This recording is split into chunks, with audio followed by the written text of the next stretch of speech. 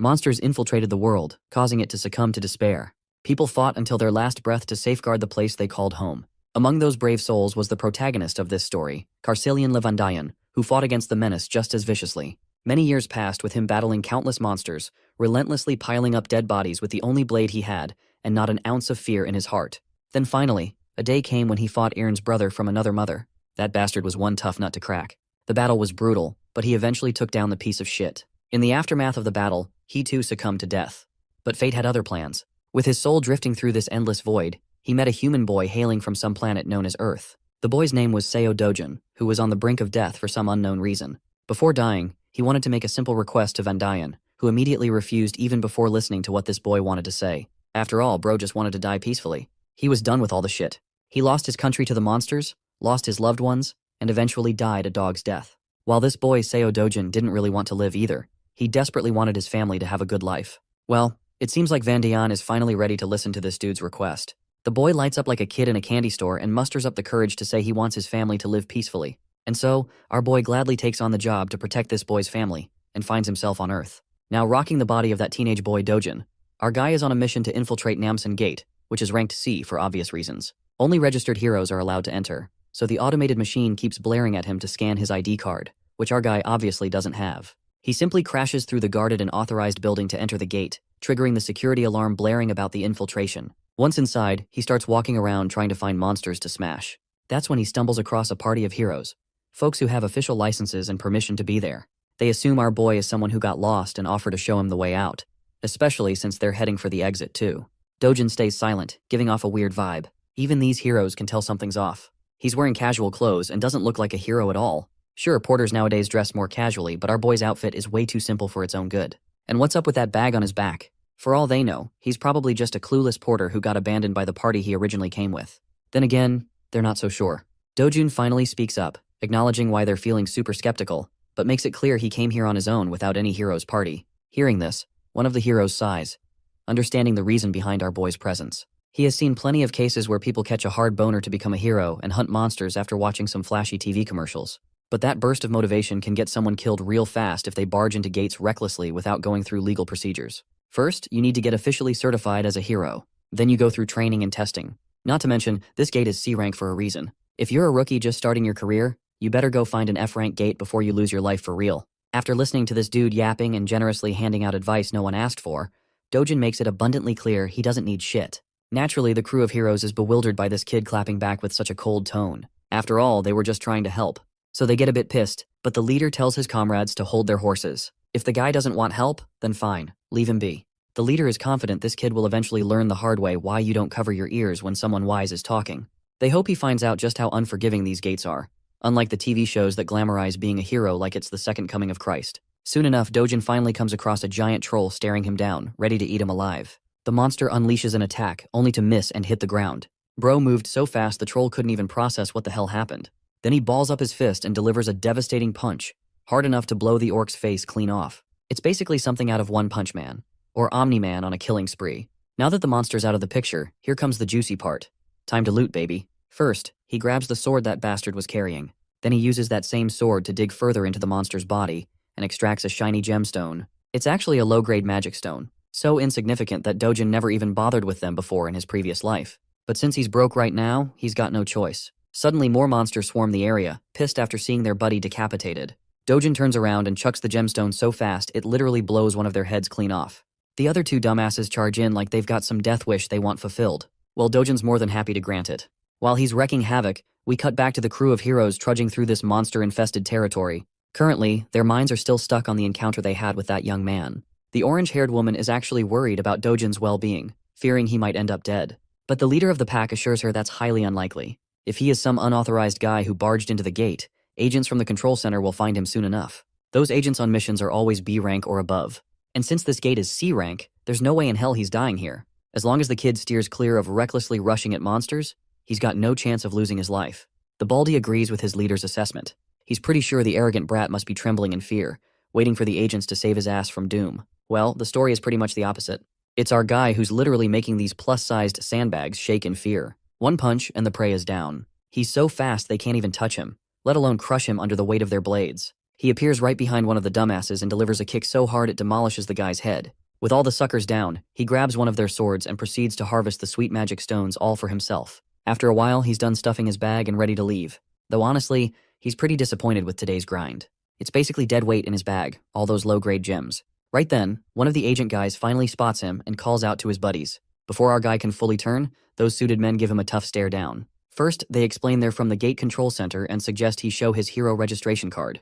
If he's unregistered, he has to come to the control center with them. Our guy isn't sure about that, which makes the suited dude tense up even more and get colder, insisting he cooperate and follow the proper procedures. The only response the suits get is annoyance etched all over our guy's face, and all this unnecessary drama killing his mood. Then again, bro ain't got the energy to argue. He just turns to leave. Since words aren't working, the suits threaten handcuffs if he refuses to comply. Physical force may be used if necessary. One of the more impatient ones dares to grab our guy's hand and threatens him with the injuries he'll sustain if he refuses to cooperate. What's worse, all responsibility will be on his shoulders. So it's everyone's best interest to solve things with words, not violence. Seems like Do-jun's done with all the yapping, so he grabs that bastard's hand back and warns him to stop sticking out like a thorn in his path. This chilling warning makes the poor suit guy instinctively scared. A chill runs down his spine. The other two bastards pull out their magic-infused batons. They're actually grade 4 magic staffs, powerful enough to subdue an orc. But they don't have enough power to hurt our guy physically. So he aggressively twists the bastard's hand, making him whine like the whiny bitch he is. Bro then issues a final warning. They better leave now if they don't want to lose the last shred of dignity they have left. Eventually, duty-bound suits are forced to retaliate with violence. They try their best to tag our guy with the magic staffs, but none succeed. Our guy delivers a crushing blow right into the back of one bastard, then hits another in the belly. Next, he focuses on the guy in glasses, the last man standing. The last dude senses what's coming and gets tense. Do-jun blurs away, vanishing into thin air, causing the bastard to panic at literally seeing a man disappear. Then, out of nowhere, comes a sneaky punch right into the gut, making the bastard stagger backward in pain. Seems like Do-jun is tired of all the bullshit and agents chasing him, so he finally starts thinking about registering as a hero after all. The agent assures him that as long as he avoids shady or illegal stuff, no agents will be out hunting him. Do-jun then questions this thing called a rift, a question that completely throws the agent off. Quick context on how this world operates. There are multiple passages connecting to another world where strange monsters live. These passages are scattered across the world. The gemstones harvested from monster corpses are used as new energy sources, making them highly coveted. Because of this, the government oversees these passages to maintain full control over each one. Every government-controlled and open passage for heroes is called a gate. Passages that aren't controlled or enclosed are known as rifts. Back to our boy, who finds it ridiculously annoying that these suits follow him everywhere, accusing him of trespassing no matter which gate he passes through. The poor agent explains that if an unregistered hero enters a gate without permission, the control center is automatically notified, and agents waiting nearby are dispatched immediately. Since our guy is thinking about entering a rift, the agent makes it clear these aren't as easy to access as any gate. Trespassing into a rift results in a strict punishment, no warnings, no plea deals. Do-jun isn't interested in hearing any of that, so he grabs the poor guy by the face and throws him aside like a trash bag. By now, the poor agent regrets not calling headquarters. This shit's way over his pay grade. Before leaving, Do-jun takes one last glance at the trash agent lying there, thinking about what a weakling this dude actually is. The weakling seems to have a fractured arm and is busy shouting threats, promising to catch our boy and put him behind bars. The scene transitions to Seoul, Gas and Digital Complex in Gyeongcheon District. This giant building is now known as the Hero Complex. Here, all trades related to magic stones or anything found in the gates go down. And nowadays, this place is busier than ever. Do-jun can be seen heading toward one of the stores that deals in buying and selling magic stones. Upon entering, he's greeted by this Gen Z bastard, busy scrolling through brain-rotting Insta-reels. When Do-jun says he wants to sell some magic stones, the cunning shop owner immediately starts preaching about his business, claiming this branch offers the highest prices to their clients. He even goes as far as saying they're the best in the whole country. Do-jun finally puts all the low-grade gems smeared in monster blood on the counter, causing the store owner to put on this sour expression like he just got boned from behind. He's seriously grossed out by all the blood stuck to the stones. Regardless, he doesn't complain and moves forward with the transaction. Do-jun is asked if he wants some coffee while the stones are being processed. A little while later, he is sipping coffee while the shop owner carefully cleans the blood off the stones. Afterwards, the owner calculates the total amount due. There are 12 low-grade magic stones, 16 medium-grade ones, plus 5 upper and lower-grade stones as well. After deducting a 40% commission, Do-jun is set to receive around 5.5 million won. Well, our boy isn't too comfortable handing over 40% as commission. It just feels unfair because he did all the hunting and wasted his time. So how the hell does this bastard think he's entitled to nearly half the money? The shop owner proudly claims he's being generous, charging only 40%, especially since every competitor in this business charges 45% or more. He's so confident that he even offers Do-jun to take his stones back if he doesn't like the price. After all, no one else will offer more, or at least that's what this bastard claims. Our guy ain't falling for that trap and starts stuffing his precious stones back into his bag. Seeing his tricks aren't working, the bastard grabs Do-jun's hand before he leaves and demands compensation for the appraisal and the coffee he drank. It's 30,000 won for the appraisal plus an extra 10,000 for the coffee. Not to mention, all the blood he had to wipe off ruined his expensive towel.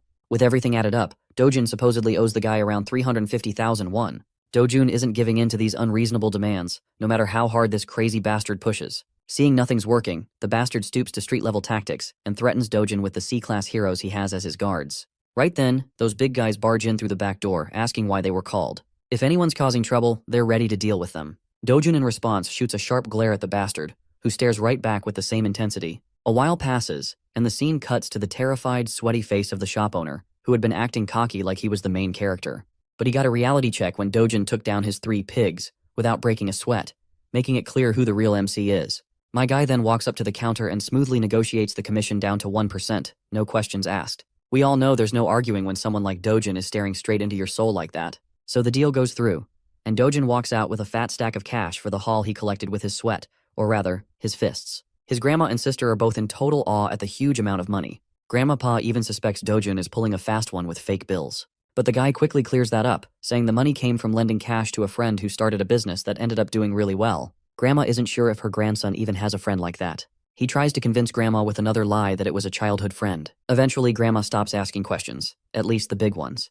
Meanwhile, Do-jun's sister is super proud of her big brother for making their family rich. The doting brother pats her and gives her hope about the luxury life they'll be living from now on. The little girl just jumps around happy to be rich. Watching her so happy, Do-jun realizes he's actually making progress fulfilling a promise he once made. He remembers the words of the owner of the body he's possessing, whose one dying wish was for his grandma and his half-sister Yoon-young to live safe and happy lives.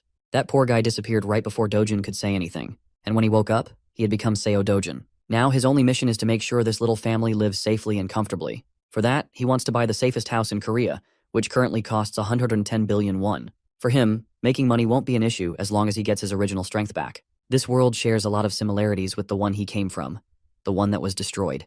The only big difference is that rifts, gates, monsters here are all marginally weaker than the world he once saw fall. To him, who held the title of Sword God in his previous life, this place is nothing but a sandbox. So far, he's only been fighting at 1/10 of his original power. Suddenly, there's a knock on the door, and the visitor says he wants to see Seo Du-jun.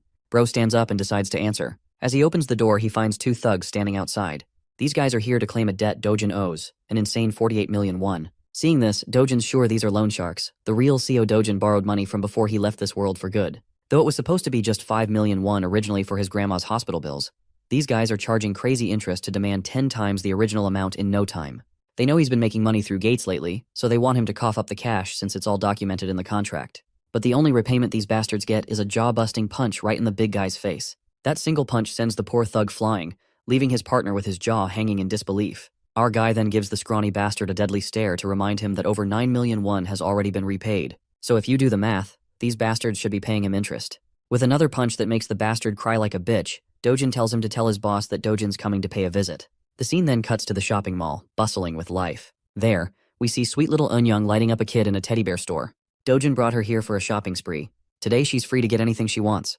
You know, our boy wasn't always that soft-hearted Pookie in his previous life. It's the original Do-jun's memories that revitalized his dry emotions. It makes his heart warm up to see how kindly Do-jun treats Eun-young, even though she's only his half-sister. So he wants to keep doing the same, and make sure to give all the love he can muster for this little girl. The little girl finally chooses a stuffed toy she really wants. It's a small but cute bunny. She picks it modestly, making sure she's not being extravagant. But Do-jun picks a way bigger stuffed toy for her. He doesn't want her to hold back at all. It's her day, and she can pick whatever her heart desires without thinking twice about money. They both treat themselves to some good food too. As they enjoy their meals, an unfamiliar voice calls out our boy's name. It's a middle-aged woman followed by a bunch of bodyguards. This chubby MILF seems like yet another trash talker who loves to hate on our boy. First, she points out his lousy sense of dressing.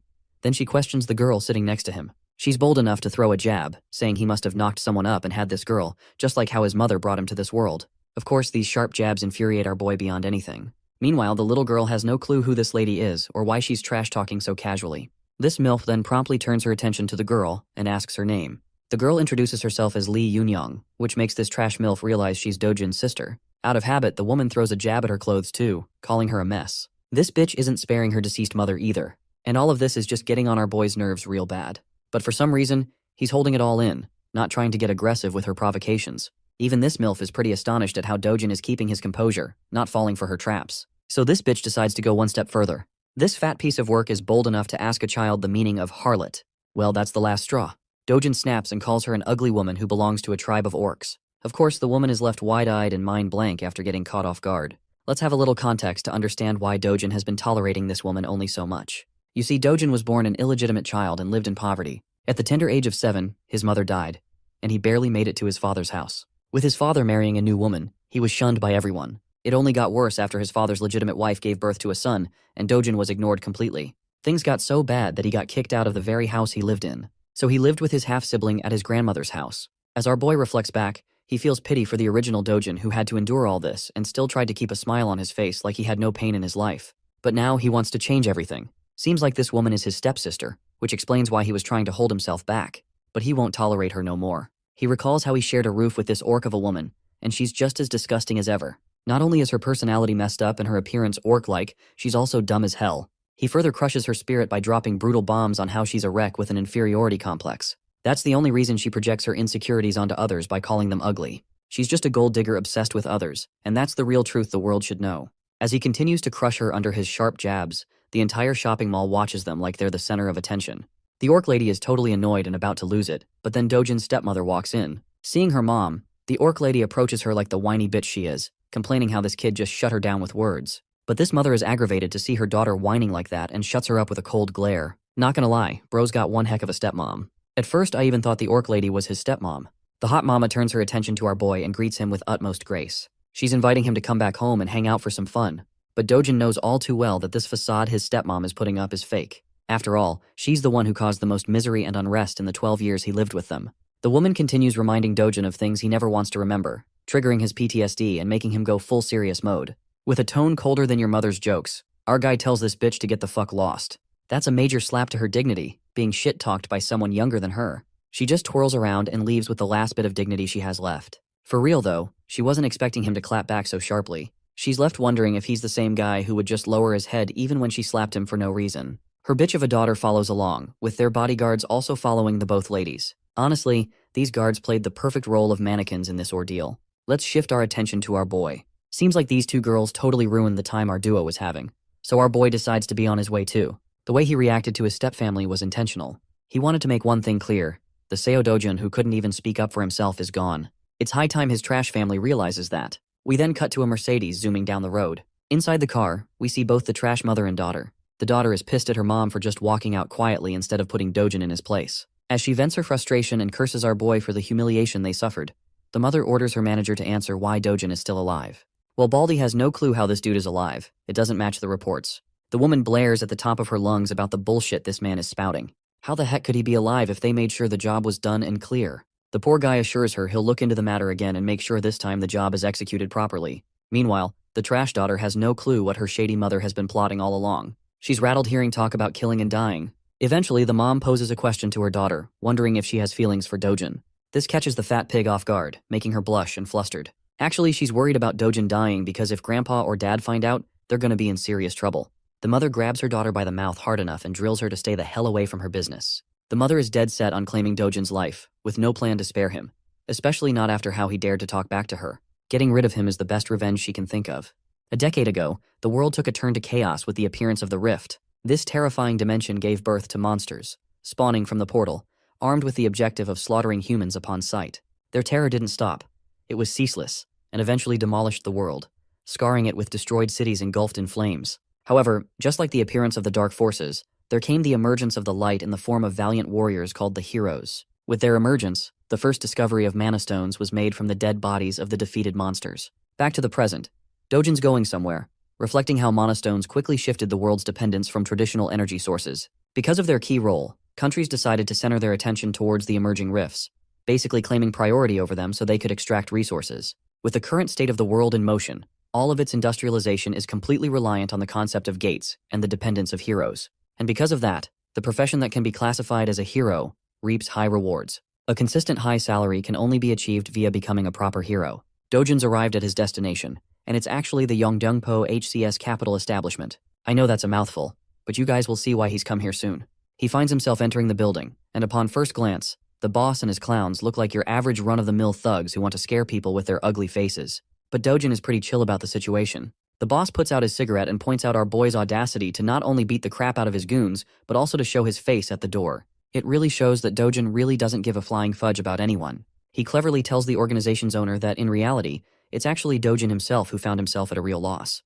That statement is ridiculous from the point of the view of the boss, so he seeks clarification on what our guy means. Do-jun clarifies that actually, he's come here to receive his well-deserved compensation. After all, he's endured mental, physical, and materialistic losses all this time because of the existence of these clowns. With his strong and serious words, the boss has noticed one significant change from the boy's personality. Something about the kid has changed. He's no longer the soft-spoken spirit or the gentle person he was. Then there's the added evidence that this same kid destroyed the lackeys he sent to his door. All things considered, the boss's leading suspicion is that Seo Du-jun must have experienced a unique kind of awakening throughout his experiences in the gate. Despite knowing this, Dude still decides to act arrogant and tells Do-jun that his newfound confidence because of his awakening will become his own undoing.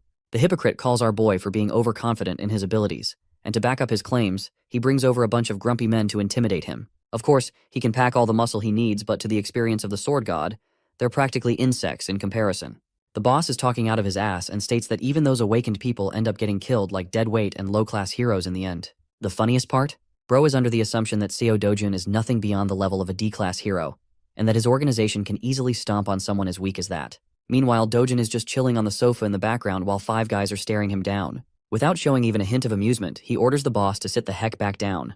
The boss is astonished to hear him continue to speak in his previous tone, while Do-jun emphasizes with a serious face that he's not done talking. Hearing him say something like that, one of the guys decides to get his balls tripped up and challenges Do-jun. Amusingly enough, our boy happily takes off his glasses, adding more to his confusion. And then he hammers a Mike Tyson ballistic universal machine gun rocket punch 9000 in his damn face. The dude is sent flying from the impact while his friends are at a loss for words. But that's not all, because the beating is shared among the group as Do-jun knocks down another one. Keep in mind that while he's beating their asses, he's calmly making his points too, sharing his knowledge of the boss's secret shady business underneath the cover of a money-lending business. Do-jun aims to punch down an orange-haired punk and proves his knowledge of the counterfeit identification business he pulls. Having landed his punch, he tells the boss that he's in search of a hero identity to officially register as one and make money. Ducking the strike of the final guy, Do-jun returns the blow with triple the love. And that's how he made the entire group sleep with his special sleeping routine. Works 100% of the time. Do-jun continues his demands, stating that he's in need of a foolproof identification that doesn't cause any trouble for him in the future. The boss is left starstruck by what happened in the span of a few seconds. Our boy reminds him that he's only got one day to forge the identity for him. Some of the men didn't intervene in the fight, by the way, which is a compliment to the NPCs because they're the type to challenge God while being a level 1 rookie in most stories. The boss is out here tripping for life as he begins to question and assess Do-jun's skill level. At the least, this guy appears to be B-class in strength. Bro is so lost in his thoughts that he has to be reminded by the kid to snap out of it. He happily accepts the job too. Finally, Do-jun grabs his shoulder politely and contrasts it with an intimidating expression on his face. He wants to know if Hong Hee-ju, his stepmother, ordered a hit on him. Of course, this is actually pretty much the case, evidenced by the conversation she had with her daughter and assistant earlier. The boss is at a loss for words until Do-jun forces his grip so hard that the guy yelps in pain. Even his scrubs are looking helpless for their boss. I have to say they should really change their barbers too. Anyway, the boss breaks down and reveals her heinous strategy. This cruel scheming woman actually wanted to suck the life out of Do-jun's bank account, forcing him to so much financial instability that he doesn't have any other way but to take his own life to escape from it. Now that is a definition of an evil fucking plan, especially towards your son, even if cast away. Those were her orders. Do-jun hears this, and after enough of his begging and crying, he lets the man free, questioning if that's also one of the reasons they locked him inside the gate. The boss turns into an innocent little guy who had nothing to do with that incident, even going as far as to reveal that he wouldn't get paid for the execution if he died inside the gate. That's probably one plausible reason why he couldn't have done something like that, and it already has Do-jun thinking. He utters the words Kang Chol-woo, which is actually the name of the guy who brought him to the gate in the first place. Effectively, Do-jun wants to know every last piece of information of the guy until tomorrow. With his 2 demands stated, he leaves politely, completely changing the atmosphere of the room from which he first entered. After that conversation, Do-jun is left with a deep contemplative state again. The real Seo Du-jun only had one desire. He wanted to protect his little sister and his beloved grandmother no matter what. On top of everything that happened, it just adds another layer of misery and shows the kind of life the poor kid had to endure while being helpless. But not to worry, because the sword god is ready to do what he must in order to set the record straight. The following day, guess what? Our boy's officially registered. And he's also got a B rank rating, which is convenient, unlike all the other stories where the main character just has to be at the lowest possible rank for style points. Tapping the card on the machine, he proves the card's legitimacy because it recognizes his identity into the system. However, it warns him that the rank is still lower than the dangerous quest he's about to take. This is actually pretty annoying to our boy, who thinks that maybe he should have peeved the bastard to assign him a higher rank so that he couldn't run into these problems. Despite the system's repetitive warnings not to enter the gate far above his level, Do-jun doesn't give a damn and goes anyway. Let's talk about the specifics of the Night Island gate. It's actually just a B-rank gate, but the logic doesn't mean a B-rank hunter can survive it. Heroes are always recommended a class higher than the gate rank for mission safety. Anyway, the scale of the dungeon is considered rank D, which means it's spread out and will be difficult for solo hunting. The good thing, however, is that it's in the form of tunnels, which means to some capacity, solo hunting won't be that hard for him this time. Because of the gate's scale, it is highly recommended that an A-rank hero take on the task. But the words risk and danger don't exist in our boy's dictionary. If anything, the worst that could happen is that he'll have to face off against an entire fleet of monsters in a narrow tunnel with little to no room. Do-jun smiles at his first opponent, which is a giant serpent with a chaotic purple aura. For most heroes, this would be a sign of terror, but for him this is a sign of good luck, as he prepares his gauntlets to get the battle started. Oh, and by the way, the serpent has a bunch of its friends too, and their tongues remind me of the Alien movie. Anyway, they do their best to attack, but it's pointless, because our boy is such a killing machine that he snatches and collects the mana stones like the monsters never even existed. The Black Killing Viper is a class of monster that is known for its hyperactive paralysis poison that can knock anyone down even with the slightest contact. With that in consideration, Do-jun charges to propel himself at bullet speed and launches full swing. In a short span of time, he's about to slice and dice the creature all over its body, splashing blood until he severs the monster in half. With the creature defeated, Do-jun notices his equipment. The gloves he purchased are ensuring the poison doesn't get in contact with him, and for the price of 300,000 won, they're holding their ground. Returning to the hunting session, Do-jun turns his attention to 4 more of these ugly limbless lizards and begins blasting right through their heads with his powerful speed. More and more blood splashes out until the vipers are sent to the afterlife. Do-jun stands there, busy searching for a bunch of magic stones by clawing from the monster's flesh. To his disappointment, there isn't any magic stone around. But this is according to the rules of the previous or the original world, and in that, these monsters only have a drop rate of 3% for mana stones. This means that he's got to hunt down at least hundreds of them for good loot. Walking his way along, he discovers Mr. Bonehead. You might be thinking it's the boss, but Do-jun's got a different opinion, and as he asks the oversized serpent if he's the boss monster, because definitely the snake will answer like a good friend. Anyway, Do-jun thinks it's a good thing this big guy appeared because he won't have to worry about getting lost anymore. Spiraling into an immediate strike, he plans to end the battle quickly to return home. But then, an unexpected thing happens. Despite having successfully landed a brute strike, his punch doesn't have any effect on the creature. Bro just gave him a tattoo on the head instead. While he's in the air and unable to dodge, the creature bashes him into the wall with its tail. Do-jun sits there having crash landed. It probably gave him a reality check about the boss monster's strength, I think. The creature whips out its poisonous fangs and hisses at him like the average girlfriend when she's hungry. The creature attempts to bite him down, but luckily he evades the attempt. Using the momentum of his evasive maneuver, he bolts right back into motion with a powerful punch that connects with the creature's body and leaves more cracks against its hard shell. From this second attack, one thing has been made clear to him. The boss monster has an unusually tough exterior, making it a greater challenge than the rest of the vipers he disposed of. The shell is so powerful at his current level that he can't penetrate with one strike alone. This reverses the situation on him, making him question if he should aim for a different battle strategy. At his original strength, the sword god would mop the ever-living floor with this beast. But then suddenly he notices something. It's the sword of the warrior who lost his life fighting the boss. And now you guys are about to know why he's called the sword god and not the fist god. Even though the weapon is extremely worn out after the fight, he grabs hold of it, believing that a sword is only as competent as its wielder. With that knowledge in mind and the blade armed in his hand, he walks towards the monstrous snake. The creature propels itself forth to strike him down again. Bursting with incredible speeds, Do-jun responds by going high up into the air, proudly declaring that the creature should be honored that he's going all out to kill the beast with a sword. Despite the sword's condition being crap, this guy literally unleashes so many flashing cuts in the span of a few strikes that it leaves the snake's body eviscerated. The serious fight turns into a funny conclusion with the snake dying in the background while our boy's sword is reduced to dust. It's a good thing he wiped the creature out while it was still holding on. With the boss monster dead, Do-jun thinks of a smart idea that I don't really see many other protagonists implement. He takes off one of the fangs of the creature, believing it could be used as a nice material for a short sword with a bit of refinement. Considering this as a reward for his journey, he exits the gate. By the time he's exited the gate, it's already a starry night outside. He spent more time at the B-rank gate than he thought, and with the way things turned out at the end, it only pushed him to pursue and restore his strength back to full health. Also, he's a bit happy that his old friends don't get to see this weak version of him because that would be embarrassing. Back from the hunt, he goes to appraise and sell the magic stones. Before him, there's actually another hero who has come to present his great stash of magic stones. The cheap-ass receptionist treats him like shit and points out that the commission rate is the same as 40%. Even the innocent guy can sense the bullshit behind that overly high rate. He even calls it out, stating his concerns and calling himself a normal guy. The receptionist, just like what he did with Do-jun, clarifies that their rate is actually the lowest among all the appraisal trades. The gate center is 5%, but that's without taxes. From the perspective of the sleazy appraiser, this is a great deal for heroes to have that earns them good money. The cash is handed to the hero, who doesn't really complain much, except concerningly asking about the dude's messed up face. The funny thing is how this guy is still repeating the same script even after getting his face bashed in. Bro plays it off, stating that a psychopath first obliterated his guards, and then he left him with this treatment. The hero thinks it's actually the fault of the receptionist for keeping low-ranking guards around at the C-rank level. After all, rank isn't the only thing that matters in their world. Skill plays a huge role too. Rank is actually a false representation of one's abilities and only updated to keep the system intact.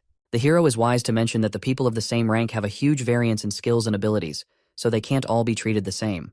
Then there's also a difference between a lame watch guard who sits all day guarding the shop and a hero out there who is actively hunting down beasts for a living. Even though this guy is actually giving him some solid advice, the joker of a receptionist just wants him to stop yapping and leave already, which he does, offering to help the little dude out if he ever needs something. As he's leaving, our boy walks right past the guy, looking as cold as ever. Upon seeing him at once, the receptionist flinches and bugs the F out. He points at Do-jun, shouting that this is the psychopath that made a mess out of him. Turning back to face them both, the hero is actually pretty impressed. He notices our boy's lean physique for his height. Still, the fact that he made a mess of the guards here spirals the man to gear up for a fight, questioning if he's the troublemaker. The one thing I like about this guy is that he isn't offended for petty reasons. He actually believes that Do-jun is misusing his powers as a hero by bullying civilians in his normal life. Of course, it couldn't be further from the truth since he only knows one side of the story, but it's still quite interesting to see realistic characters. The receptionist is enjoying the scene, knowing that this guy is actually a 7-year-old veteran hero. If something happens to him here, the guy has plenty of connections he can abuse by giving them Do-jun's name. Without really giving a damn about who he is, our boy turns back and simply tells the boomer to piss off. This only spirals the guy into being provoked, because all of a sudden now it's really looking like he's being an asshole.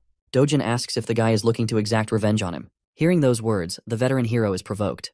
However, being the responsible hero that he is, and from the experience he has, he knows that it is unwise to take battles against other heroes as it almost always results in deaths. It's actually an even higher rate of death than a fight against monsters. Recalling that fact, Bro literally chills out and turns his back, leaving the receptionist at a loss for words. Do-jun turns to the sleazy appraiser and asks if he's got a problem he's looking to address. Before the guy could answer, he tossed a bag full of magic stones to appraise and convert into money.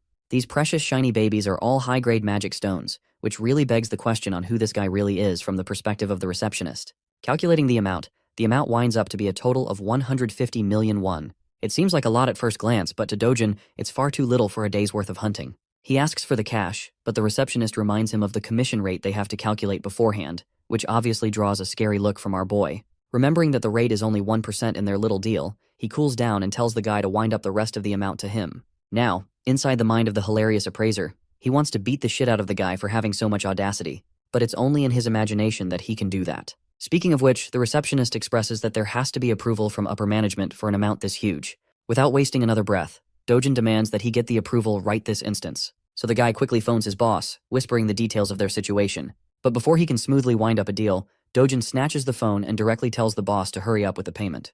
The boss is okay with doing so, but he just wants the phone to be handed back to the employee. Returning it with pleasure, Do-jun accidentally, or should I say intentionally, smashes the phone into the wall. The employee is shivering at the sight of his smashed device, as Do-jun instructs him to quickly prepare the money now that things are cleared up.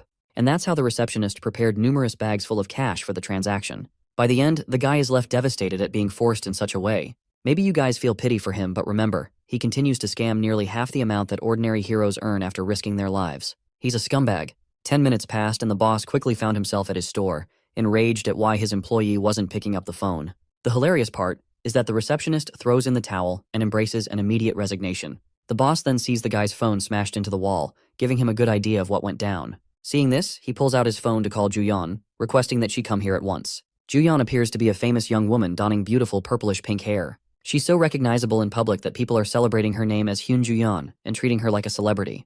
Not to mention that she looks dope as hell with that outfit. She arrives at the store and stuns the receptionist with her presence, giving him a nice greeting with a smile.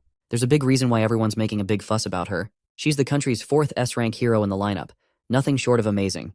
People have sprouted rumors that she's the niece of the boss, but then it makes him question what she's doing here. Confirming the claims, Ju-yeon expresses that she was called here on behalf of her uncle's request to take care of a reckless hero. Intrigued about the situation, the stylish S-ranker sits down, ready to hear what's going on. In the next scene, we can find our boy with his absolutely ripped body meditating out in the sun. It's true that he's been hunting for a whole day, and yet the rewards he reaped from it weren't amazing at all. With the way things are going, he's worried about the future. First and foremostly, he needs to get to a level where he can clear S-rank gates on his own. That means he has to train to restore his original strength. You heard that right, boys. It's training arc time. Do-jun's biggest challenge in this current life is that unlike the previous world, the mana density of this one is thin. That means that even if he does his best to gather mana with his current rate, it will take 3 years at the minimum to come close to his original strength. Even more if things get rough. On the bright side, he could aim for better equipment for battle. But the issue is, even the most terrible equipment easily runs for hundreds of millions, so that would be wasting money. Suddenly, a chill runs down his spine as he senses the presence of someone dangerous. Fixating his sight on Yunyang, he grabs the little girl at full speed and demands that everyone go inside quickly. Back inside, he shuts the room down while his grandma eagerly questions what's going on. The entire structure shakes with a loud quake, making his grandmother flinch and question in terror if they're having an earthquake. Little Yunyang is in a state of panic, but the truth is something only our boy knows. This isn't just an earthquake, it's something else. Do-jun senses the sharp and violent energy outside. A rift has just cleaved open into their world, and it just so happens to have manifested on top of their house. Rushing to take care of the problem, he tells his loved ones to stay inside as the situation outside is dangerous for them. At full speed, he cuts into the entrance of the rift, where the last thing he hears is the cries of his grandma and his sister calling out his name. The scene switches to the Seoul Hero Association, where its members are made immediately alert at the sudden emergence of a rift on top of the Mapo region. It appeared after 63 days of the last emergence. Realizing that the White Lion Guild is the closest to Mapo, the manager wants his staff to contact the guild at once and alert the nearby heroes to join in to control the situation. Upon closer inspection of the rift's exact location, he discovers that the rift appeared on top of a residential home. This is a tricky situation even for them, because if on the off chance a civilian enters the rift, they're practically guaranteed their demise. Not to mention that the rift won't allow anyone else to enter after that. And if the person inside dies, it will send out a wave of crashing monsters in 10 days' time, causing chaos and destruction for the people living in the region. The monster wave would become so uncontrollable that Seoul's safety will be fully jeopardized. The manager is curious about the person who interacted and entered the rift. Turns out that they know Seo Du-jun has taken action as he's the resident of the home. According to his grandma, he entered the rift to protect his family. From this information, they are under the impression that he's not a hero.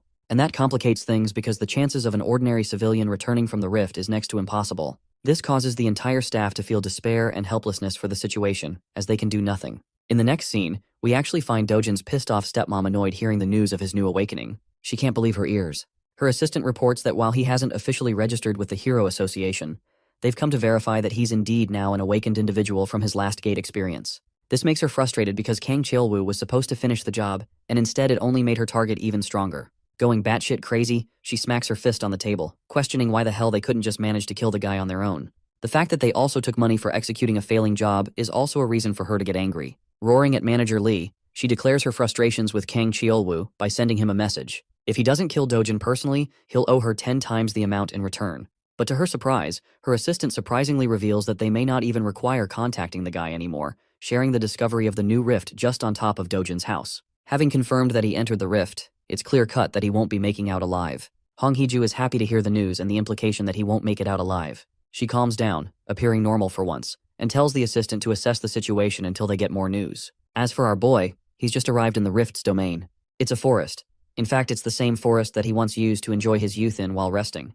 The forest of Patiswa is exactly the same in its reconstruction down to the very last details of how he remembers it. Even the rich mana inside carries the same weight. Following the pathway, he smiles at his reunion with the all-powerful world tree. This tree exudes mana in its purest form, the most divine structure and the core of the world's stability. So much so that when the old world fell, it started when this tree was incinerated to the ground, forever tampering with the flow of mana.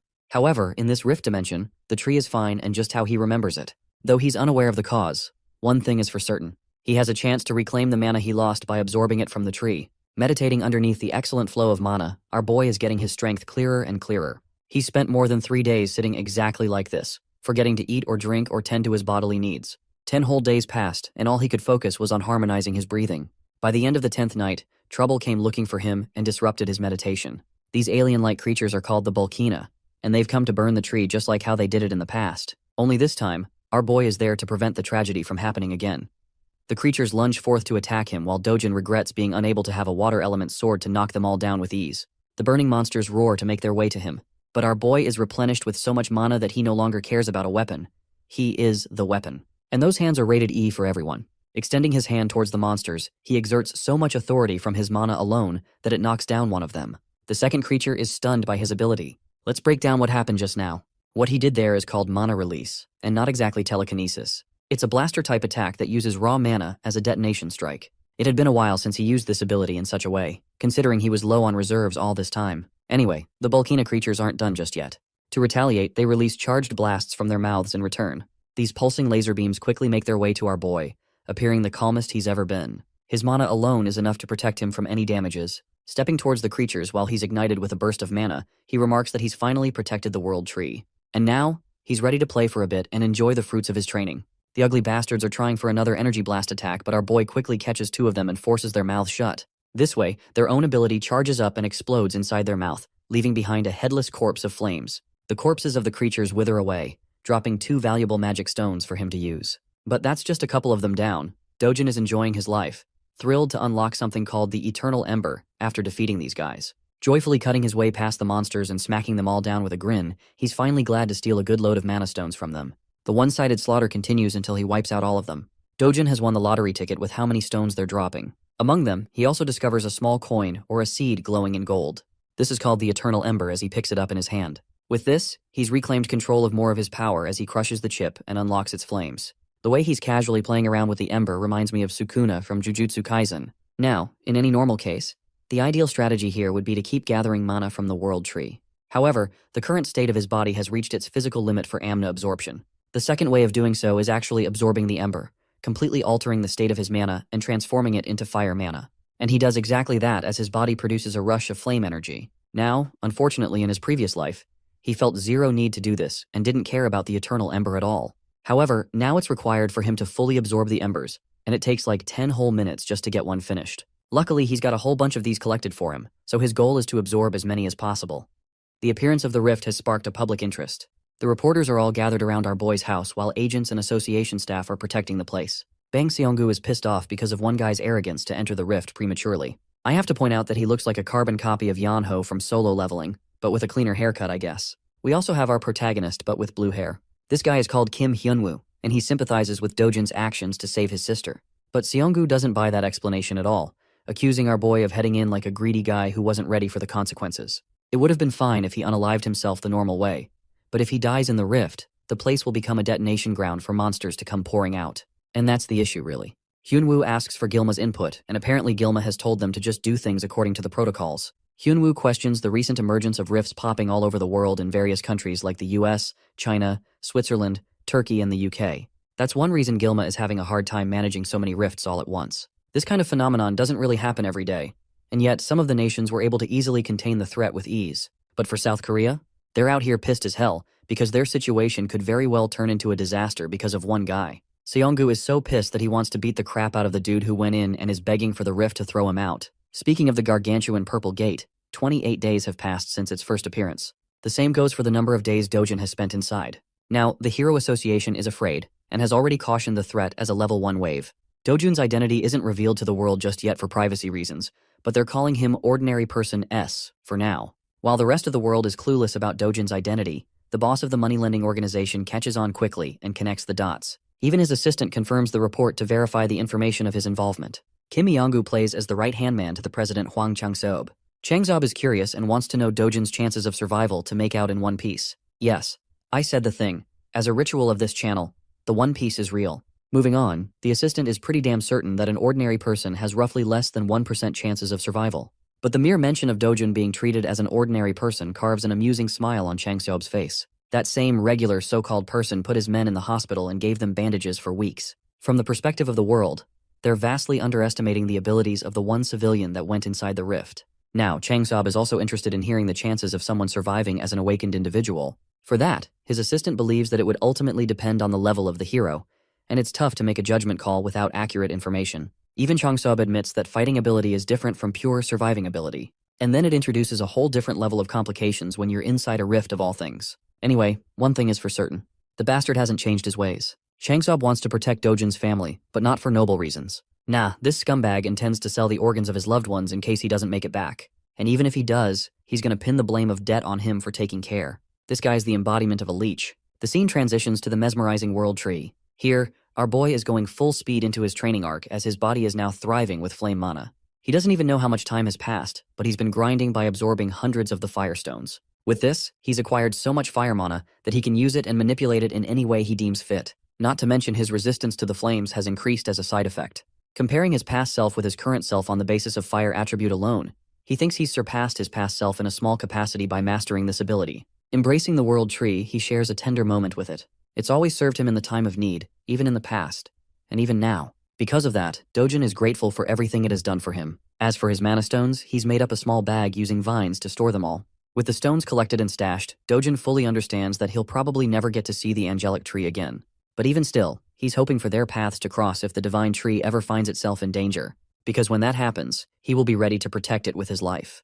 Now I don't know about you guys, but I really enjoyed this gentle scene. That night, Do-jun finally steps out into the outside world, emerging from the rift as a whole. Luckily, he doesn't sense anyone to be around, suspecting that most people probably thought he already died inside and that a monster wave would pop out at any time. However, he does detect the presence of someone strong nearby. Deciding to chase them down, he rushes to find the source. Shortly afterwards, he stumbles across the two agents. One pissed off and the other relaxed, both Hyunwoo and Seonggu from last time. Now he understands that these guys probably represent the association from their outfit alone, which means in the off chance he gets caught, things will get really problematic. To combat that issue, he whirls up a ball of flame and chucks it into the air with a forceful lunge. That attack winds up finding its way across the building, resulting in a loud explosion upon detonation. Both Hyunwoo and Seonggu were on red alert the moment they heard the crashing sound. Realizing that it's actually fire, they decide to chase after it.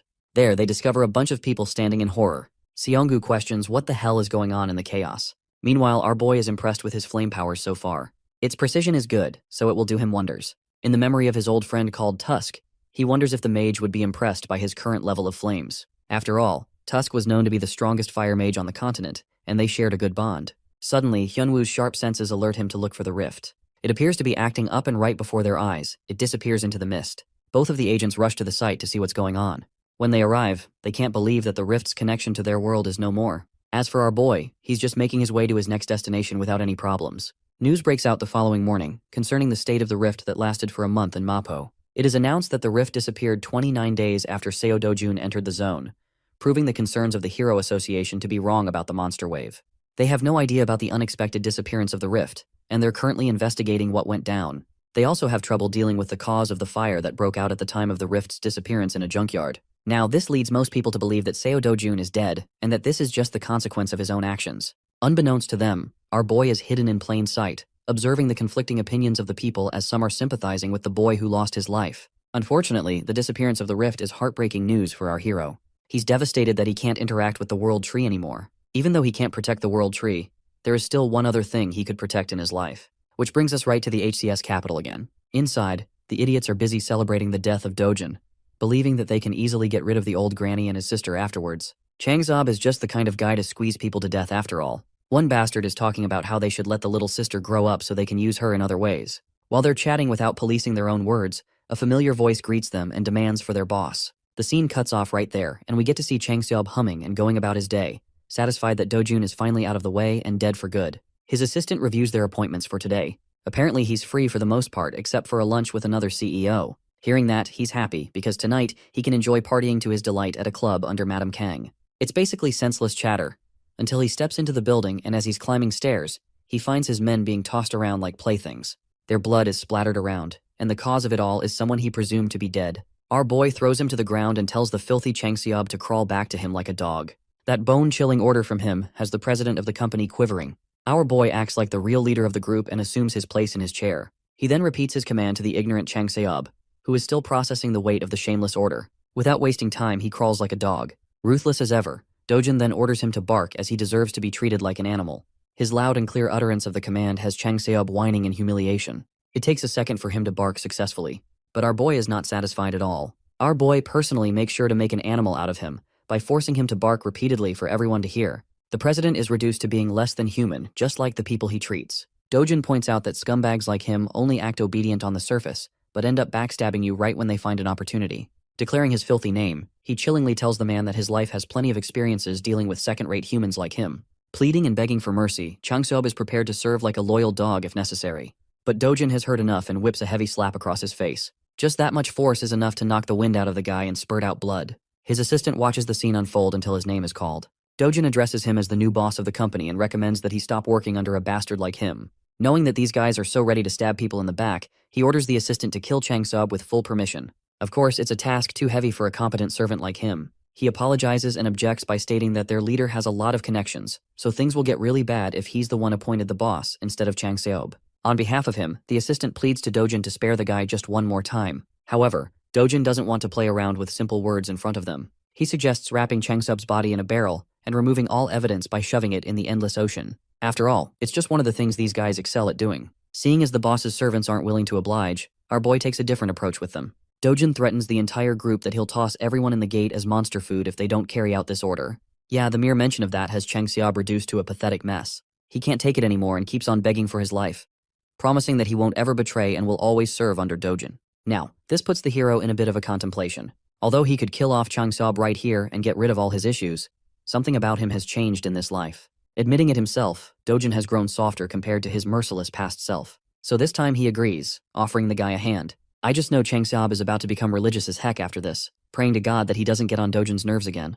He goes on to shake the hero's hand, promising to serve unconditionally from now on. But wait, something is strange. Why is his hand engulfed in steaming hot flames? Yes, though Do-jun has gotten soft, he's still ruthless. Looking at the man dead in the eye, he reminds the scumbag that it's his final chance indeed. Do-jun then proceeds to rip his hand off clean, reducing it to a charred paste. By the end of the meeting, he walks away, ignoring the agonizing cries of the president. He does leave them with a final warning. If even a single one of them tries to get in the way of his family again, Do-jun will personally ensure their deaths. As for their new job, they are forever deemed responsible to protect his family for the rest of their lives. Now that's how you handle traitors.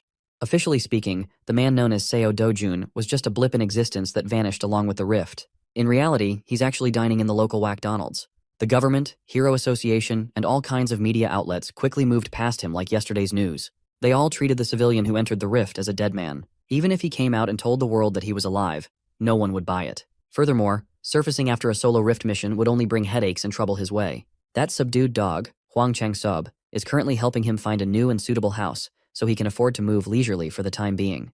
Do-jun finally got the chance to feed his sister some delicious fast food. He also informed her of their plan to move out to a better neighborhood, and she could not be any happier. She can now go to kindergarten like kids her age and enter elementary school the next year. When the topic of school came up, little Yoon-young's mood took a turn for the worse. Do-jun was alarmed. He is used to slaughtering abominable beasts, but coddling a kid is not in his arsenal. He was taken aback when her sister confessed how other kids tease her for being an orphan. Hearing his adorable sister's plight broke Big Bro Do-jun's heart. If she does not want to associate with the mean kids, she doesn't have to. Those little bastards will get what's coming for them eventually. Finding out that she wouldn't have to attend kindergarten to be bullied anymore, Yoon-young was hyped. Inwardly, Do-jun is devising a plan to send his little sis to a prestigious private school where no one would dare look down on her. That night, Seo Du-jun found out that Kim Eon-gu had stashed his grandma and sister in some random motel while he was stuck inside the rift. Glasses bastard almost broke his back trying to apologize. He reasoned that the motel is under the management of their company, so it is safer than any other place. Do-jun does not have the energy to mess with lackeys tonight, so he just enters the room and sees his grandma once more.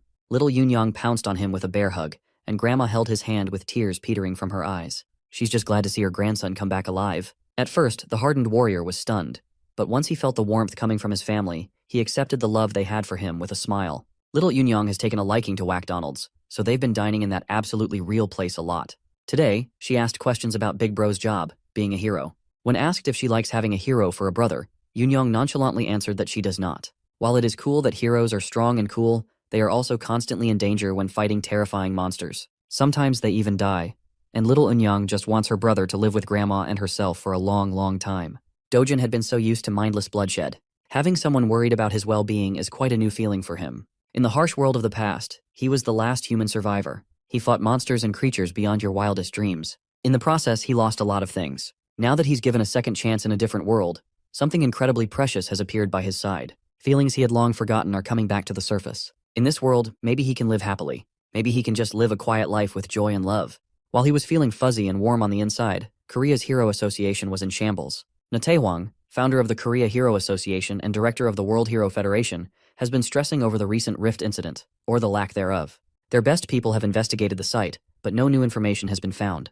Feeling clueless about the state of his territory is frustrating the founder. It's not far-fetched to believe that a spontaneously disappearing rift can potentially reappear at any time. His assistant tried to agree with his worries. She thought it would have been better if a wave had occurred. At least they would not have to worry about unknown variables. Director Taewang cuts her words off before he gets angrier. While he is worried about uncertainties, he thinks it is fortunate that no one was harmed. Na Taewang is one of the top 100 respected and strongest heroes in the world. It is widely speculated that he would easily be elected with the most votes in history if he ran for president. His words and influence could easily topple domestic conglomerates if he wanted to. Thankfully, his interests lie in neither the power of a nation's leader nor the wealth of a conglomerate. The only thing he cares about is the safety of his people. In other words, he's a real one. Even if it takes time, he wants a more thorough investigation covering the rift's perimeter.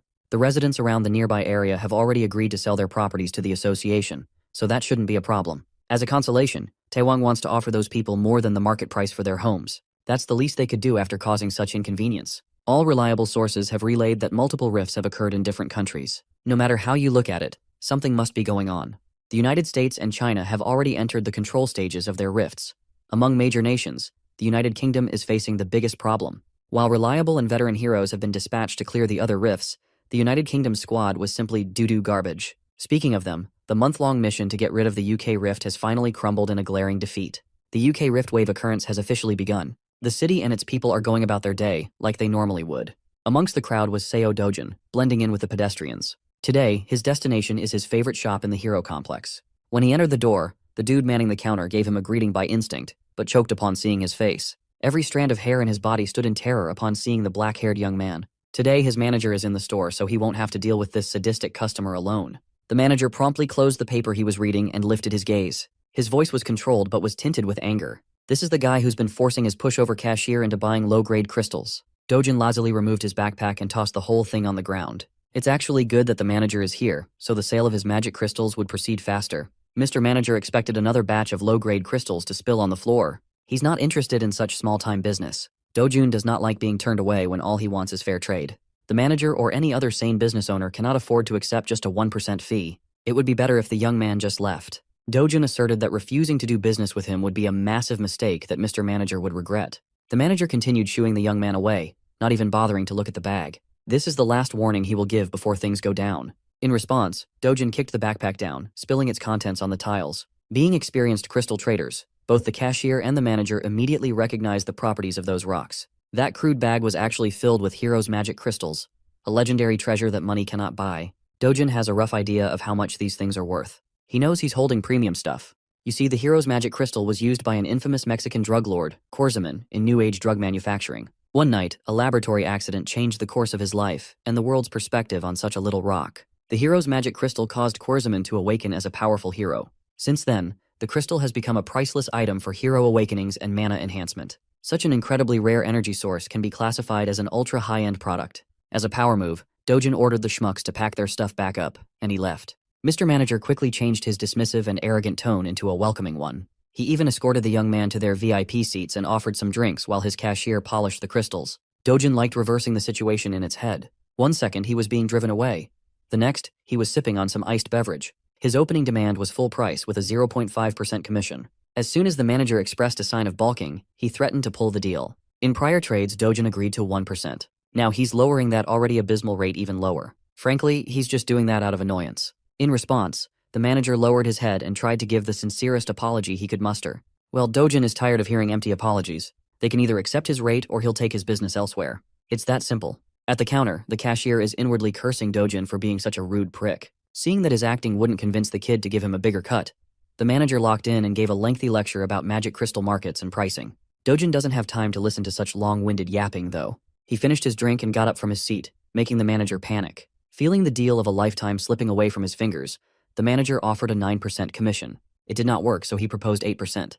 This continued from 8 to 7, 6, and 5. In this range, his shop won't be making any profit at all. While the manager is in the pits of despair, Seo Du-jun pounces and agrees to settle for 1% out of respect for their past dealings. Inwardly, the manager wanted to scream and curse the blatant extortionist. He just can't bear to let go of the product. The next words that came out of Du-jun's mouth nearly made the manager piss his pants in excitement. Aside from the one he brought today, he has about 7 more bags of those priceless crystals. With that being said, the contract was quickly produced and signed. After a few minutes of officiating the deal, 67 billion won entered Seo Du-jun's bank account. That's about $48 million.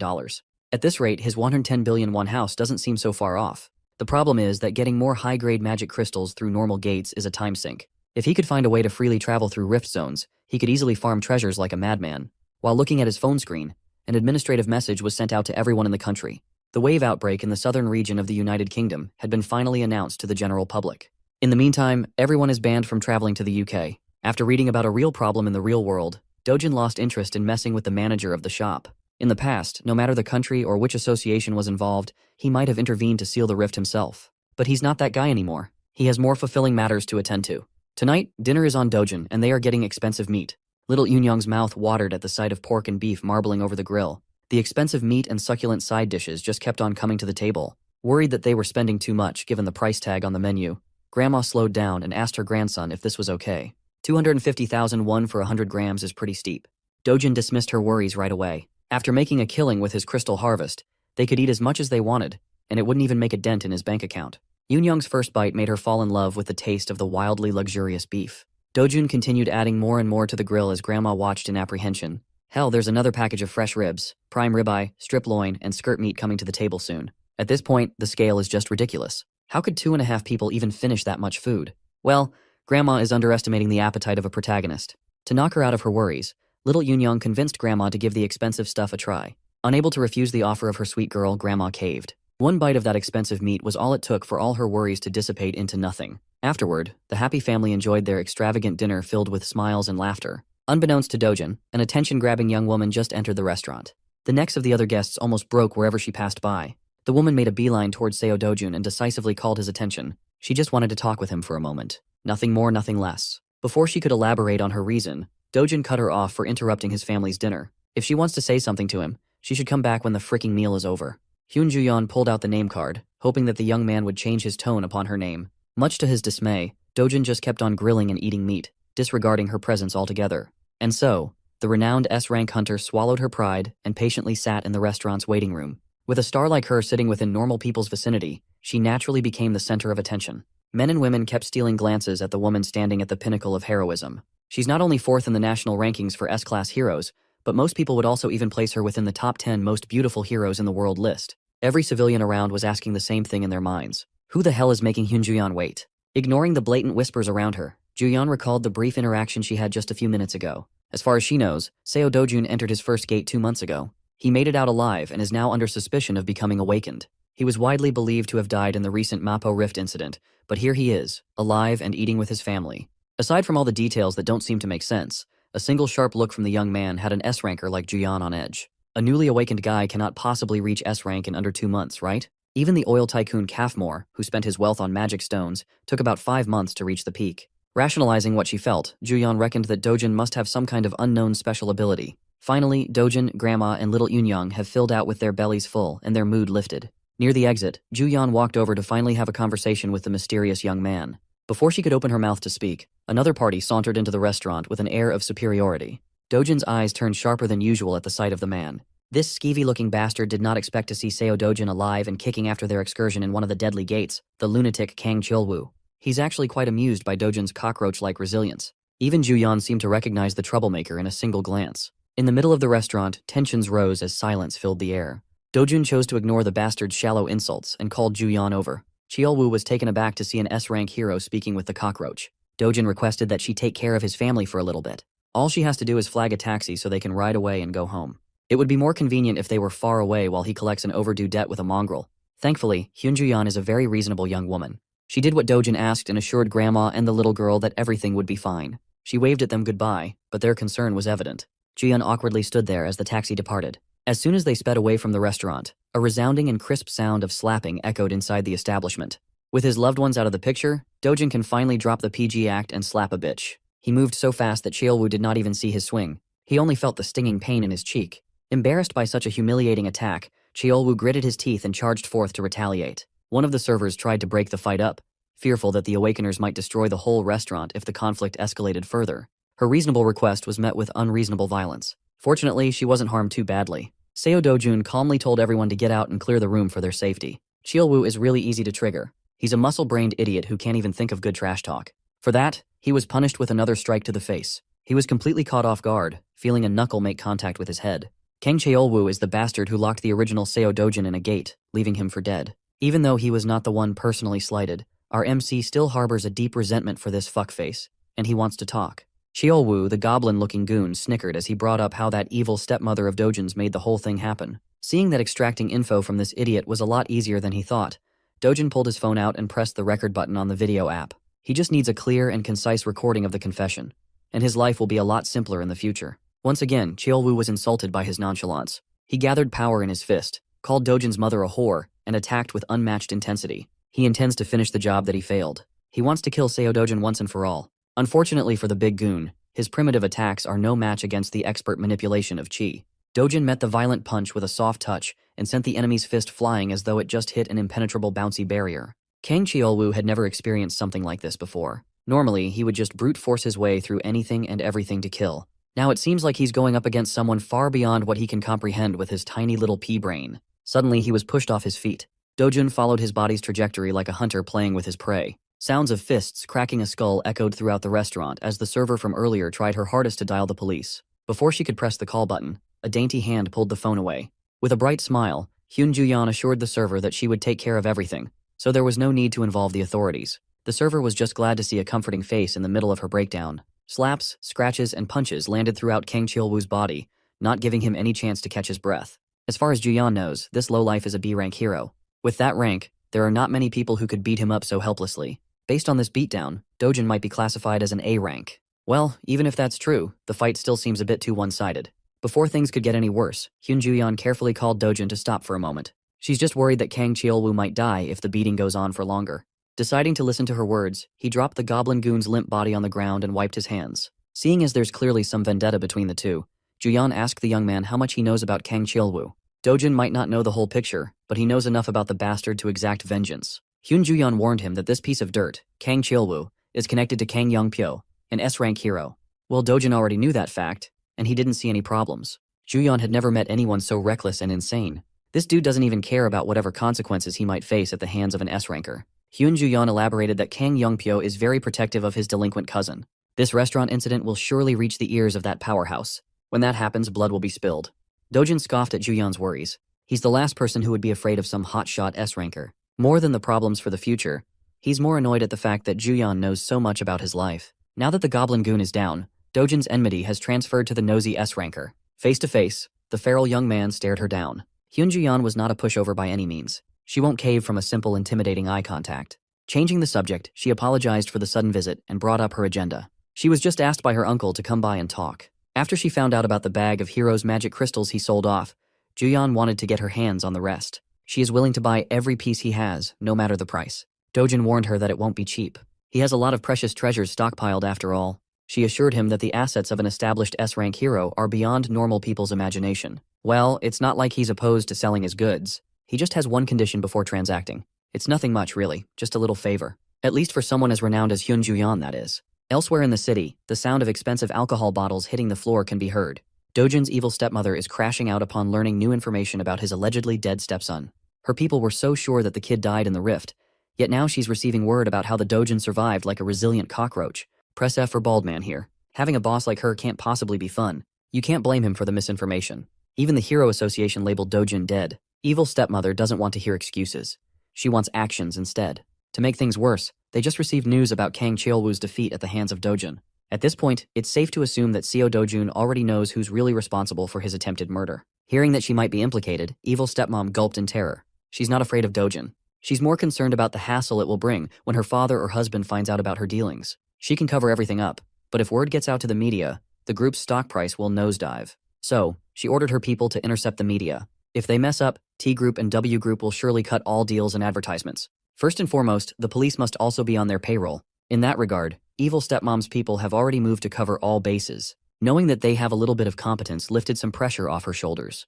Baldy director Lee then whispered that no matter how many cover-up jobs they do, what they are doing is not a fundamental solution to the real problem. On that note, the ball director might have a plan that can put an end to this headache. They just have to make use of Kang Cheol-woo's cousin, the infamous Kang Young-pyo. Even someone like stepmom here knows about the S-ranker. Kang Cheol-woo might be notorious as trash in the world of heroes, but everyone knows how close he is to his powerful cousin.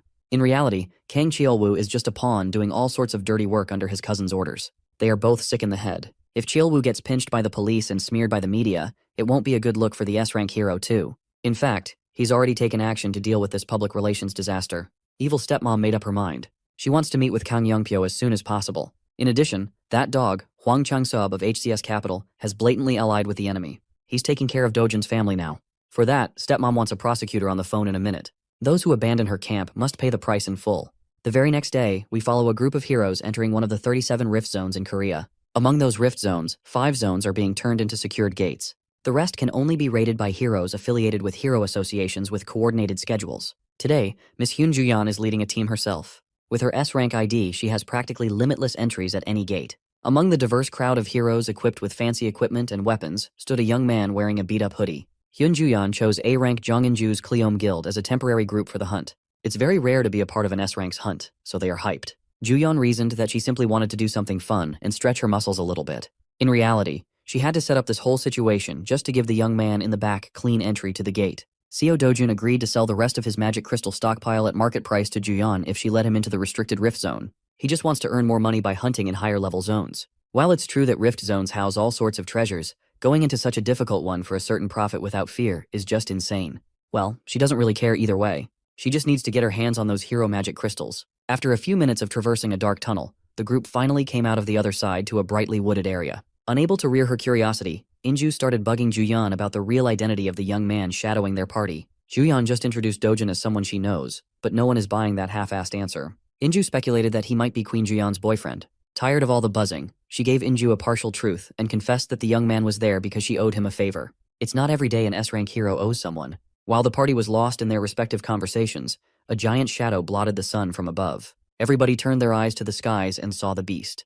Being an A-rank guild, the Cleom heroes instantly responded by drawing their weapons and getting into their respective positions. The first encounter was none other than the fearsome cockatrice. Like the expert raider that she is, Ju-yeon took charge and barked clear and concise orders. Jinju and Do-yeon are in charge of defense, while Sung-ho aims for the legs. Before she could finish assigning everyone their roles, a figure blurred as he shot past everyone.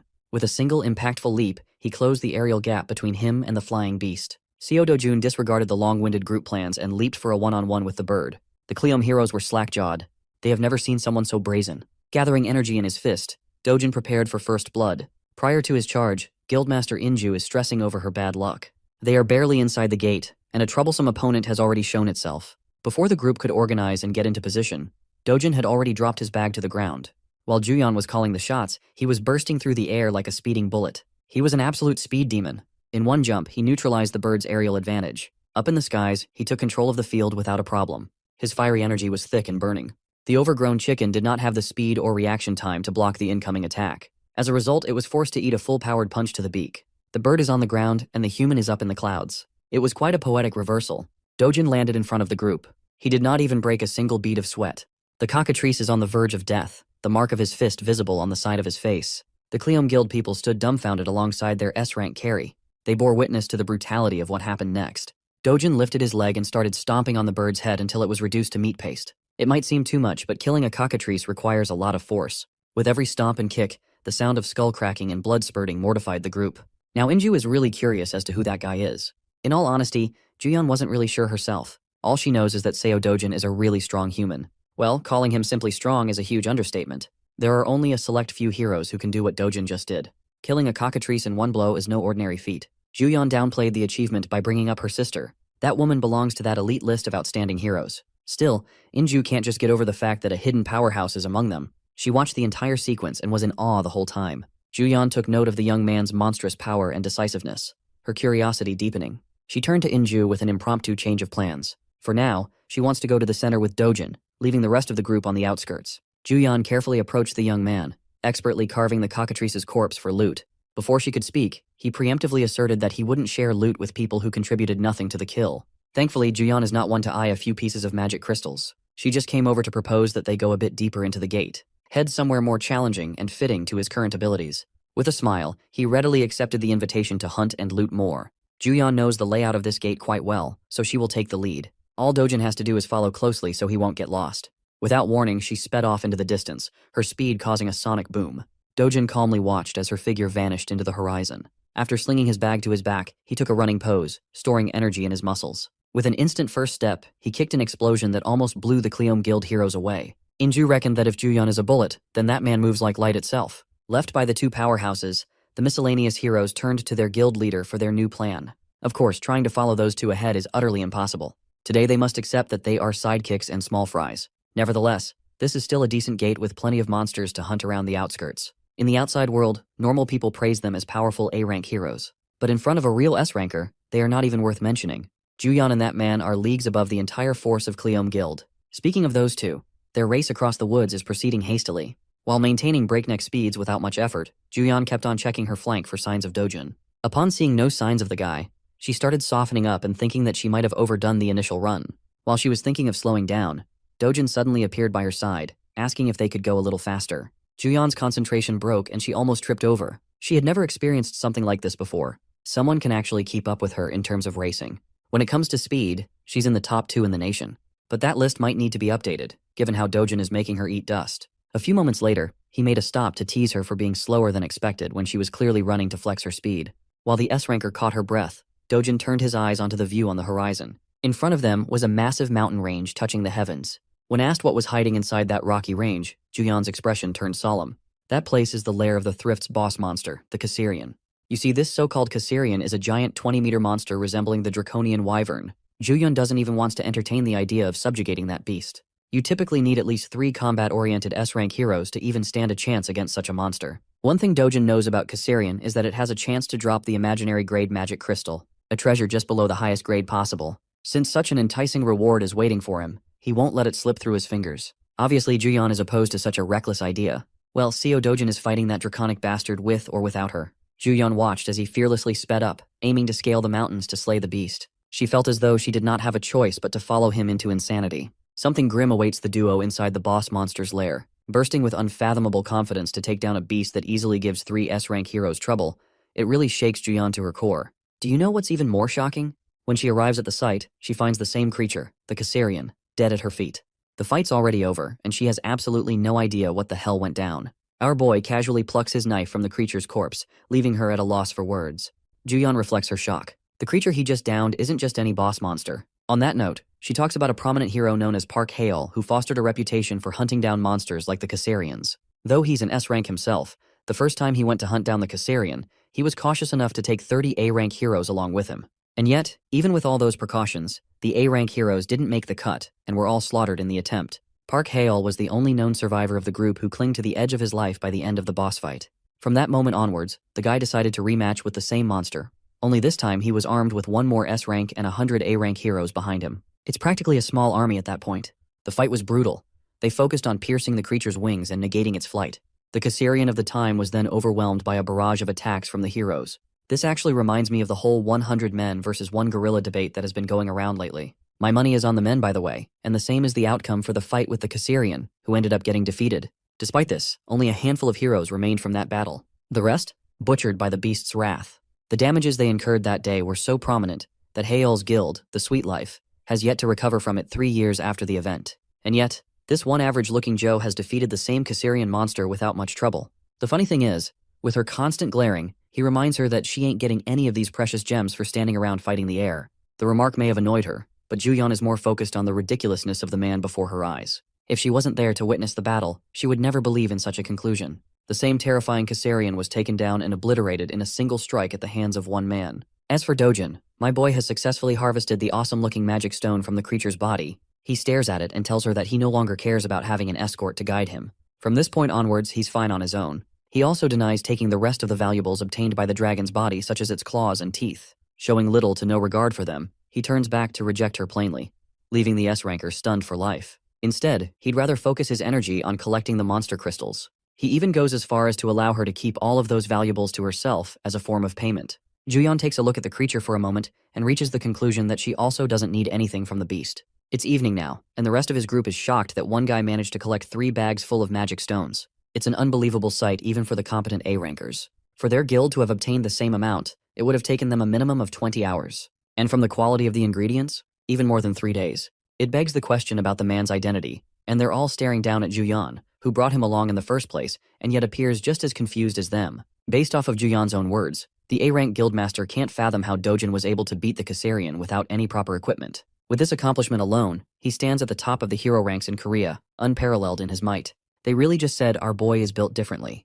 The A-ranker even thinks that he might be the strongest in the entire world at his level. It amazes her. Speaking of the guy, an exhausted Do-jun returns with more bags on him. With just one day of hunting, he's already collected so much stuff. At this point, the group is starting to think that no one will believe them if they reported this to the outside world. Do-jun's godlike power is the definition of insanity to accept. Speaking of which, they're explicitly told not to drop a word of what happened here today in the outside world, something they have to ultimately accept. The gorgeous S-ranker walks up to our boy and talks about a bunch of things. From a distance, it looks like they're a couple who is flirting with each other. But that's only in the eyes of their group mates. I guess they're trying to convince themselves that this is the start of a ship. They also think that he's the only guy in the world who looks like a proper fit for Ju-yeon, especially considering their monstrous strength. The funny thing is how the A-rank guildmaster quickly realizes that these guys aren't the perfect couple she envisioned them to be. Instead, it seems like they're having an argument from the looks on their faces. She can't believe that there's a guy in the world with the ability to talk down to Ju-yeon of all people. The shocking thing is how Do-jun hands her a bag and leaves quietly without saying another word. It astonishes the guildmaster even more. As for the state of the backpacks and the contents inside he collected, Ju-yeon states his own words. Turns out that Do-jun fears the possibility that he'll become an overnight celebrity if the outside world learns that he killed the Caesarian. Since that is a clear issue for him, he drops the responsibility of it upon her shoulders. Hearing his decision, it leaves the both of them baffled for words. But the irony in all of this is that the law of manifestation ends up turning true, and Ju-yeon gives birth to a curiosity to explore more about this mysterious young man. Girl is in love. Over to a different location, we get to explore more about the famous S-ranker mentioned earlier as Hale. He's out here going beast mode on his punching bag. His assistant is in awe of his training because it seems like he's bursting out in rage. As mentioned before, he's the guild master of Sweet Life. The assistant helps him calm down, reminding him that a little bit of endurance will help him go a long way in these difficult times. Even the guild master agrees with that idea, believing that those who underestimate him will eventually suffer his wrath. And before long, there will come a time where everyone will be admiring his strength as the most powerful guild master. His assistant goes on to bring up Hyal's streak of hunting down Caesarians, which sets him apart from others, even going as far as to say that his name will be etched in the history books as the hero who defeated the Caesarian with the smallest squad. The funny thing is, that title will never be overtaken from Do-jun by anyone unless Stephen Hawking steps out of the grave and pulls a miracle. The guildmaster shares his enthusiasm with the assistant, going on and on about his own achievements. At the same time, their guild has been suffering major losses compared to what it was 3 years back. And yet, the only thing that gives him a smile is the knowledge that he's the only one capable of best defeating the Caesarian, a fact seconded by his one-eyed servant. On topic of discussing high-ranking heroes, the scene switches to Kang Youngpyo's office, who is currently reading a report on Do-jun's eventful evening with Cheol-woo and how he annihilated Youngpyo's cousin. Even though Cheol-woo's intentions were to lock the guy inside the gate and trap him for good, a plot twist happened, resulting in an awakening. Also, the client that has tasked them to take down Do-jun is actually the executive director Hong Hee-ju, who is basically at the top of the wealthiest people in Korea. It doesn't make sense for her to single out a person as her target in front of Youngpyo's eyes. That's until he learns that Do-jun is actually her stepson. Though the boy was welcomed into their family at the age of 7, the moment Hee-ju's biological child stepped into the world, Do-jun was kicked out of the family. This fact makes Youngpyo amused as he points out that not even being wealthy can save you from being kicked out. Discussing the payment for the hit, he learns that they're being given 3 billion won for the job, which is tiny in front of him. And then there's the fact that Cheol-woo finds himself at the edge of his own life from his battle against Do-jun, suffering numerous burns and bruises. What's even worse is that he completely lost his sight and has become a cripple for life too. It only adds to the ruthlessness of Do-jun's measures, to the point even a guy like Youngpyo has to acknowledge his actions. And yet, Youngpyo takes delight in the fact that he would have made sure to chop his limbs off on top of smashing his skull. At first glance, you guys probably were thinking that he's saner than his cousin, but now it's clear why he's even worse. While discussing the scene of their battle, it is brought up that Ju-yeon was also there and allegedly helped out Do-jun in some way. This actually surprises him and he probes for more information about the situation. He doesn't get what's so special about Do-jun. Unfortunately, not even his assistant knows anything specific about the meeting between the two as the case was quietly shut down.